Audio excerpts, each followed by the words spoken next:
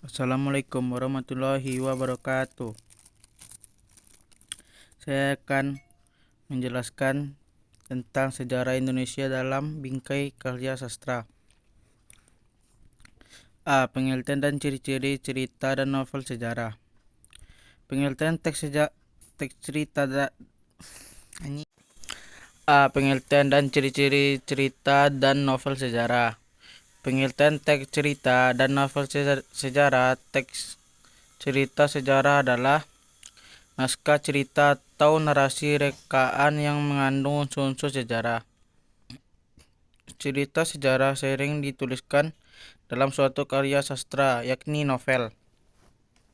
Novel sejarah adalah novel yang menceritakan fakta kejadian masa lalu yang menjadi asal-usul atau latar belakang terjadinya sesuatu yang memiliki nilai sejarah.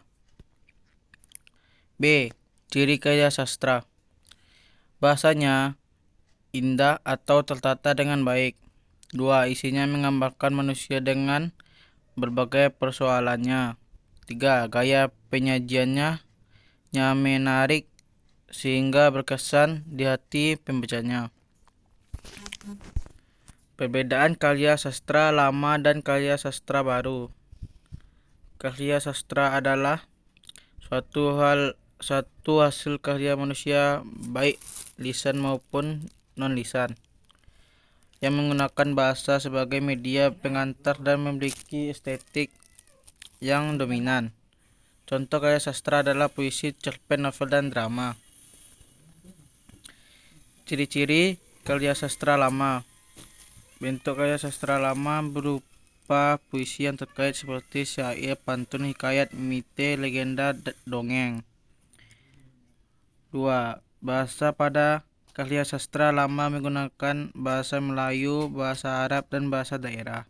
3. Tema yang digunakan cenderung kaku dan bersifat istana sentris dan berupa mistis. 4. Latar belakang ciptaan terpengaruh pada kesastraan Hindu, Islam, budaya tradisional, dan sifat karyanya bersifat anonim atau milik masyarakat. 5. Perkembangannya secara statis dan disampaikan lisan secara turun-temurun. Ciri-ciri karya sastra baru atau modern. 1. Bentuk karya sastra baru berupa puisi bebas dan kontemporer seperti cerpen, novel, drama Indonesia. 2. Bahasa yang digunakan bahasa keseharian dan sering dimasuki bahasa asing kreatif. 3. Tema yang diangkat seputar kemanusiaan, kemasyarakatan, kehidupan modern, pergaulan remaja, dan lain-lain. 4. Latar belakang penciptaan terpengaruh kesusastraan barat, budaya, industri modern, hak cipta pengarang individu. 5. Perkembangannya bersifat dinamis melalui media cetak dan audiovisual. Fungsi sastra. 1. Fungsi rekreatif, yaitu dapat memberikan hiburan yang menyenangkan bagi penikmat atau pembacanya. 2.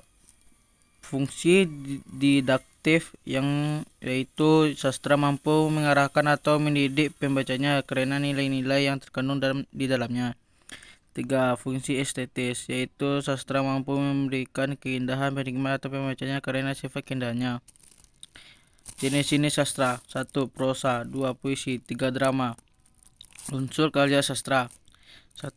Tema dan amanat. 2. Tokoh dan penokohan. 3. Alur dan pengaluran. 4. Latar dan pelataran. 5. Pusat pengisahan.